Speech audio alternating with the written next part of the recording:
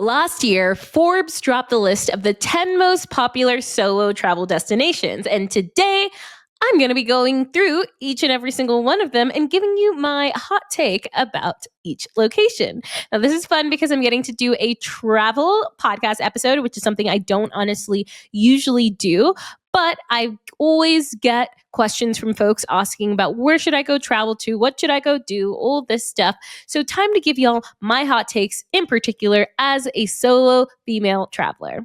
And for anyone who doesn't know who I am, if this is your first episode that you're listening to, my name is Olivia Tati. This is the Wanderlust Wealth Show. I have traveled to 56 countries at this point in time. I traveled to 50 by the time I turned 25. And when I was 27, I quit my corporate job and went nomading for 2 years as well. So you can kind of say that travel is in my DNA. Okay, so let's get right on into it. The first one is Japan. Now, I absolutely love Japan. It is honestly one of my most favorite countries that I've ever visited out of the 56 that I've been to. Now, the reason that I love it so much is that it's actually one of the few places in the world that feels so different than anywhere else in the world. If you're a big traveler, you know that certain parts of the world just kind of feel the same, honestly. For example, if you're in Southeast Asia, a lot of Southeast Asian places feel very similar. If you're in Europe, a lot of European places feel very similar. If you're in the US, a lot of US places feel very similar. You kind of get the gist there.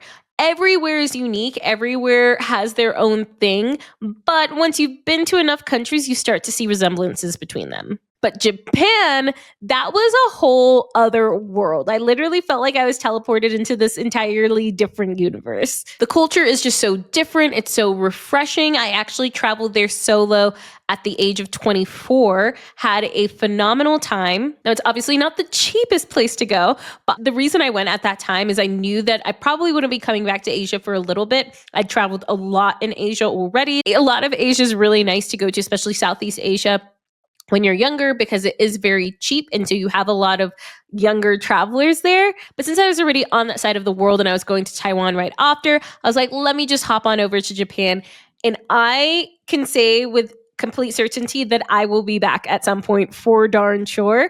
I already know where I want to go. Like, I only went to Kyoto and Tokyo when I went there last time. I really want to go to Hokkaido and various other places as well. But Japan, on point, such an awesome place. Now, the second spot on the Forbes list is Argentina. If you've been following me for a while, I just went to Argentina last year. I went for my 30th birthday. I took a bunch of my friends there. We had an absolute blast. Argentina was amazing. It was definitely not as cheap as people had said it was. And to be fair, I guess we were doing more expensive things there, but definitely comparable to American prices. Now, I know there's also a lot of like civil unrest there, but personally, if you are trying to travel on a budget, I would not recommend Argentina at this time. But if you do have some extra money to spend, it can be a really, really fun trip. Argentina is a huge country, though, just so you know. It is a very big country. There's a lot of places to go visit, and you kind of have to go by plane everywhere. You could probably take the bus, but it would take forever. So you do have to fly everywhere. Like, we flew from Buenos Aires to Mendoza to Patagonia to just all over the place. And that just does kind of cut into your trip. So I would say I wouldn't go if you only have like less than a week to go. I would go if you have a minimum a week, 2 weeks ideal, 3 weeks even better. Because we went for 3 weeks and still didn't get to see everything. Like, we didn't get to go to the Amazon and a few other places too. So just definitely keep that in mind when you are traveling. Another big thing about traveling to Argentina, cash is king. Truly, a lot of places don't take card. They don't have the ability to take card. They don't have the ability to transfer money super well. Like, you have to go use Western Union. And oh my gosh, what a freaking commotion. Like, we had this crazy time. I was up in Mendoza for my birthday, and we had hired a driver to take us around because we were staying at this Airbnb that was a little off the beaten path. And also, a lot of things in Mendoza are kind of far apart, so you do need a car to get around. And Ubers sometimes can be really unreliable and really sparse. So we're like, okay, let's just get a car. There were 10 of us. It's just so much easier that way. However, they could not take card. And the crazy thing is, like, we asked them beforehand, like, what's the best way to pay, blah, blah, blah. They never really told us. So then when we got there, they were like, oh yeah, you can only pay in cash. But we're literally hiring this car for 4 or 5 days for 10 people. It's like over $1,000. We did not have over $1,000 in cash because who carries that amount of cash in the US, right? And even when you go to places like Europe and stuff, you don't need that much cash. So we had no cash. And so we ended up having to like transfer money from one person to another person to the Western Union, getting it out in cash. It was like this fat freaking stack. It was ridiculous, absolutely ridiculous. So yes, definitely bring a lot of cash with you if you're traveling to Argentina. Big FYI there. Okay, the third spot on the Forbes list is Egypt. Now, I've actually never been to Egypt, so I don't really have much to input here. I really want to go to Egypt. It is high on my list. I may go this year, but I'm thinking I won't because I have another trip that I'm doing with my mom instead to England and Romania. So I'm like, do I really want to go to Egypt as well? Unsure. But it is high on my list. It's something I do plan on doing before I turn 35. I actually have a whole new bucket list item of things I want to get done before 35. The thing about Egypt, it's somewhere I probably wouldn't solo travel to, honestly. I would go on a retreat, and I already have a retreat in mind that I would like to go with, but it's probably not something personally that I would want to go as a solo traveler. And that means like me getting there, figuring out, when you travel to Europe and you get there and you figure it out when you're there, this, I would want something a little bit more planned out. I really want to go visit like the colorful Nubian villages there because they look so beautiful. Hey girl, real quick, if you have been dreaming of living life on your own terms, then listen up. Okay, I created a free course that shows you exactly how to buy a rental property using your 75K plus corporate salary and at least $10,000 in savings. That's with no trust fund, no rich boyfriend, no daddy's money, no hundreds of thousands of dollars sitting in the bank, just strategy, confidence, and a step-by-step plan. Now, in this free course, I'm going to be teaching you the number one strategy that is working for newbies in today's market. I'm also going to teach you how to spot a good deal and how to replace your corporate income with passive real estate income, escape the corporate hamster wheel, and not be dependent on your corporate job to survive. Now, this is for 3 kinds of people. This is for you if you are stuck in a job that you do not love, secretly dreaming of more freedom, more travel, and more peace in your bank account. Or maybe you're currently a digital nomad looking for more grounding and wealth building without losing the ability to travel. Or maybe you're a business owner or a corporate girly who just sees the volatility in the market and you just want to diversify your income. If any of those sound like you, then go ahead, go get the free course now. The link is in the show notes, or just go to oliviatati.com/free course. That's oliviatati.com/free course. Trust me, this could change your life. Country number 4 on the Forbes list is Sri Lanka. Now, that is also another one that I have not been to. And I'm not going to lie, Sri Lanka has not ever really been high on my list. Like, I've never been craving going to Sri Lanka. I'm not really sure why. I mean, the pictures look beautiful. Maybe it's because I feel like I've done a lot of Southeast Asia in general and I expect to be relatively similar. But that's not to say I wouldn't love to go if the right opportunity presented itself. Country number 5, Colombia. So I absolutely love Colombia. It is such a vibrant country. There's so much to do, so much to see. I've only been to Cartagena and Medellin, so there's still so much more that I haven't even seen, but the few times that I have been, I really enjoyed it. So the first place I actually went to was Cartagena. I went when I was still in grad school. I remember this. I was working, or not working, but I was studying, and this was in like October time, I think right after my birthday. And I was just burnt out, honestly. I was kind of over studying. So I booked a random last minute trip to Cartagena solo by myself. It was super fun. I went to this cool, I guess it's a hostel thing on the water, like in the middle of the ocean, called Casa en el Agua. So would highly recommend checking that out. It's very fun, very beautiful out there. Cartagena is just very fun, lively, vibrant, kind of reminds me of the French Quarter, New Orleans a bit, just lots of good energy. And the Medellin is really awesome because it's like really more like of a metropolitan city, but it's very cool. And the way their transportation system is really crazy. Like, they have escalators going up the mountain, like actual escalators that you would see in an airport, but out in the real world, I guess. Now, I'm not going to lie, I haven't been to Colombia in a little while, in a few years, because the last time I was there, I got broken up with while on this trip. So it was, a little sore, but I would happily go back. There's still so much more there that I want to see, but really easy spot for solo travelers in general. There's a lot of English speakers, but if you speak Spanish, you'll obviously do just fine there. But because there are a lot of English speakers, there's a lot of digital nomads because it's so affordable to live there. So a lot of digital nomads will go and choose to live there instead of living in the US or in the UK. Country number 6 is Ecuador and the Galapagos. Now, I have not been to the Galapagos, but I have been to Ecuador. I actually went on a best friend trip with my best friend Anita years ago, back in 2021.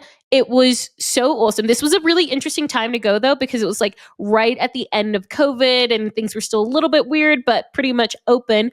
But it was amazing. Like, truly such an incredible trip. We started off in Quito, and then we went to Baños, we went to Cotopaxi National Park, we also went to the Amazon. We literally did like a whole array of things. It was so fun.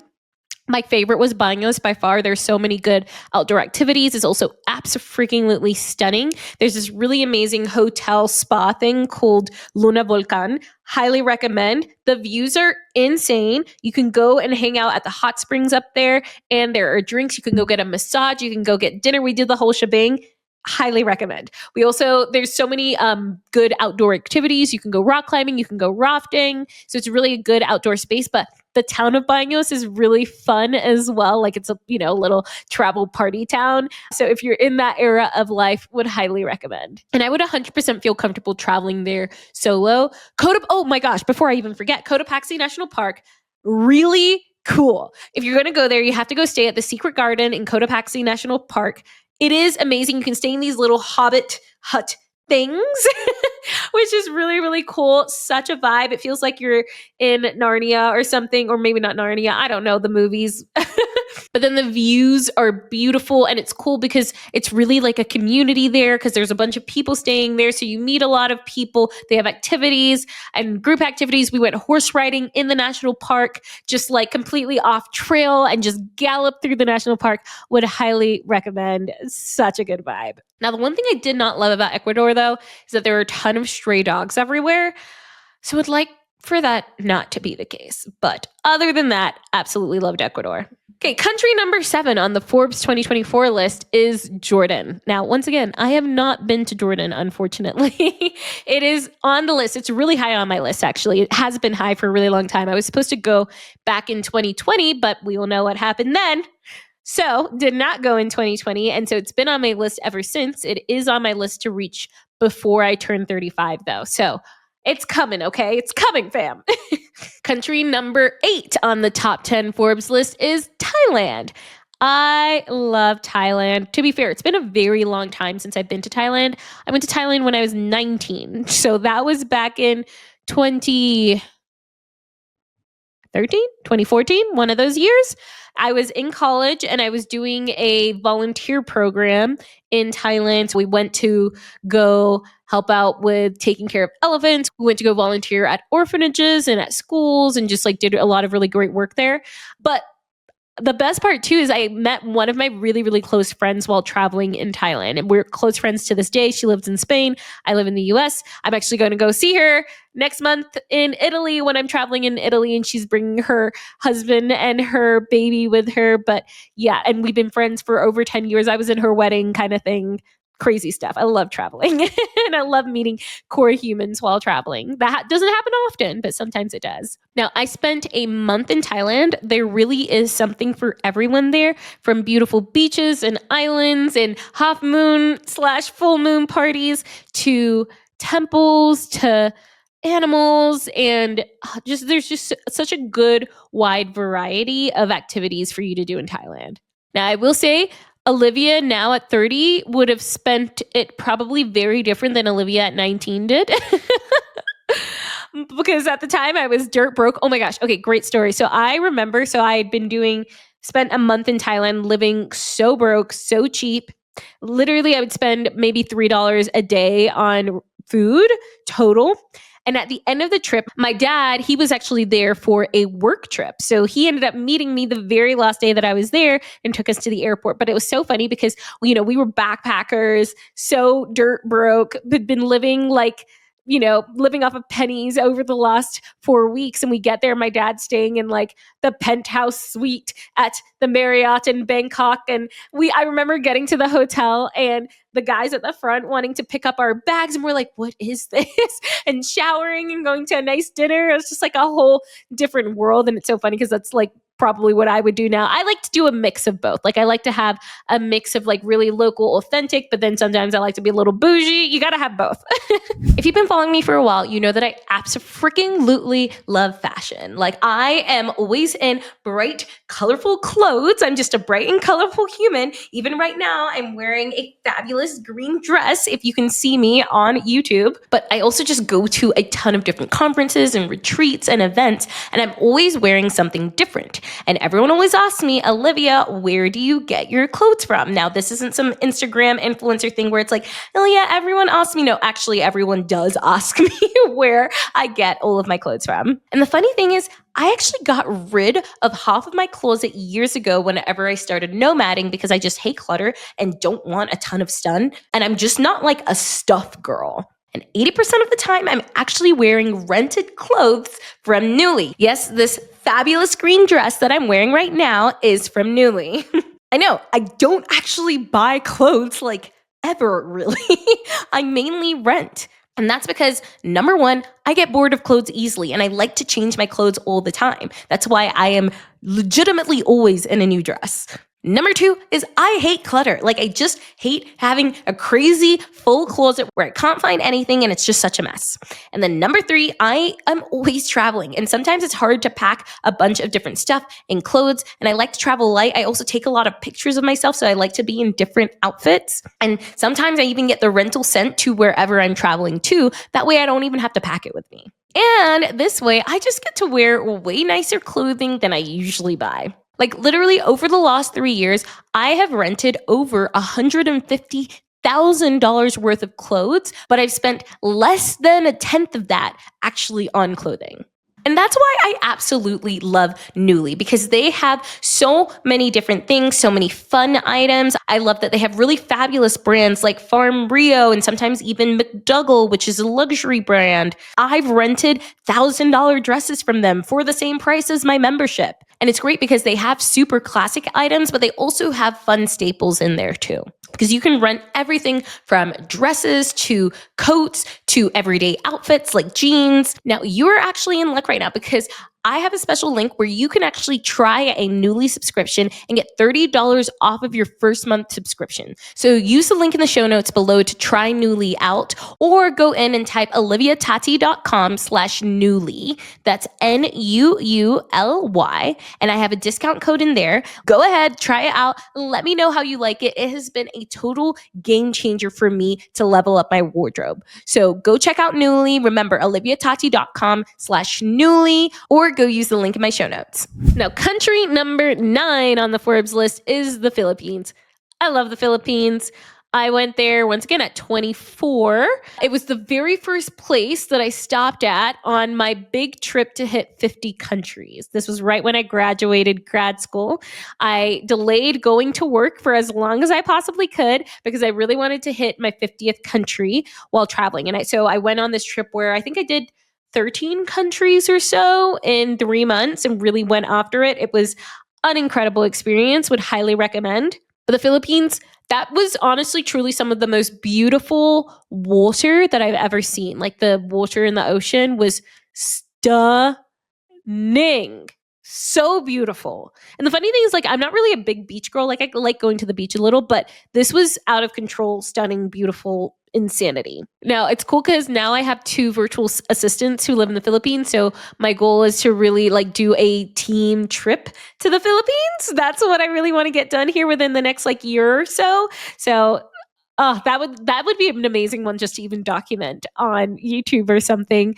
But yeah, so I plan on going back to the Philippines for sure at some point, probably going to the less touristy spots, a little more like off the beaten path spots, because I feel like I went to the more touristy spots the last time I went. Very easy to travel to as a solo traveler. Super, super easy. There's a lot of travelers that, especially if you go to like El Nido, it's laid out for you. It's very easy. Now, the last place on the list is Bali and the Gili Islands. So I've not been to the Gili Islands, but I have been to Bali. I loved Bali. However, it's been a really long time. Like the last time I was there, I think was like 2017 or 2016. I don't remember. It was sometime in that range. It was beautiful, amazing, especially I loved Uluwatu. Uluwatu is where you're going to have the really big cliffs with a beautiful ocean. Also, now that I'm thinking back to it, no, I definitely went back in like 2014, 2015. I actually went for New Year's Eve and it was incredible. That was probably, to this day, still one of my favorite New Year's Eve events, parties, activities on the beach with the cliffs, staying in a beautiful villa. It was phenomenal. But I have heard that Bali has gotten a lot more crowded and it was already really crowded when I went back in 2014. So honestly, I can't even imagine what it looks like now. But in general, like it's really, I know that Bali is a big digital nomad hub. So a really great place for anyone who wants to kind of be in that energy. And people still love it. People still keep moving there. People still keep doing real estate there. So I'm sure it's still an amazing place. Just know, like, if you're trying to get away from the crowds, you probably don't want to go to Bali. And so even though I've traveled to over 50 countries, there's still so many places on the list. Like I legitimately have a list of 35 things I want to do before I turn 35. And so not all of these are travel things, but I'm going to go over some of the travel things that I have on my list of 35 things I want to do before I turn 35. So like I said before, Jordan, that's a big one for me. I want to stay at the domes, like the Aisha luxury domes in Wadi Rum. I want to go to Turkey and I want to go to Cappadocia. I want to go to Egypt and do the Aswan and the pyramids. I want to do a mother-daughter spa trip somewhere cool like Saudi Arabia or somewhere else where it's a little easier to travel to, but somewhere really like different and unique. I want to go to Antarctica and do the cold plunge with the penguins and go kayaking. I want to go to Rwanda and see the gorillas. We've got Kenya on here, going to Giraffe Manor. I want to go hiking in Pakistan. I next year plan on doing a month in Mexico and I want to learn how to surf and I'm going to take Key with me on that, my dog. I want to go to Lapland and go see the reindeers. I want to go to Norway. I've already been to Norway, but I really want to go to the Lofton Islands in Norway because they look just so dreamy. I want to go skiing in Europe at some point, maybe in France or in Switzerland, like in Zermatt. I want to go to Brazil for New Year's Eve. So I actually used to live in Brazil. I lived there for 4 years, but I was so much younger. I was there from 9 years old to 13 years old. I'd like to go again as an adult during New Year's Eve. I think would be super fun. But those are the big things on my travel bucket list to do before I turn 35. And it's so funny because now it's not that I really have like countries that I want to tick off. It's more so like experiences that I want to do. I also have like less of an inclination to go solo these days. I think I've done so much solo traveling, but I'm sure the pendulum is going to swing the other way once I've done enough group traveling. I think just having a balance of both is usually what I enjoy. And if you've never traveled solo, you should definitely try it. I have a couple of videos on my YouTube channel about solo traveling, especially for females. So feel free to go ahead and check those out because you really just learn a lot about yourself when you are solo traveling and you just become incredibly comfortable in your own skin. So I hope this encourages you to get out there and go exploring. Bye, fam. Thank you so much for listening to Wanderlust Wealth Show. Now, don't forget to follow the podcast, or if you're watching on YouTube, make sure to hit that subscribe button. If you love this episode, it would literally mean the world to me if you shared this with a friend or a family member or literally like anyone off of the street. Like right now, go ahead, share it so you don't forget, or post it on social media and make sure to tag me. I love seeing what you're listening in on and what you resonated with, and I'm just so freaking thankful for you. I'm so freaking excited for you. I love you, and don't forget, life really doesn't have to be hard.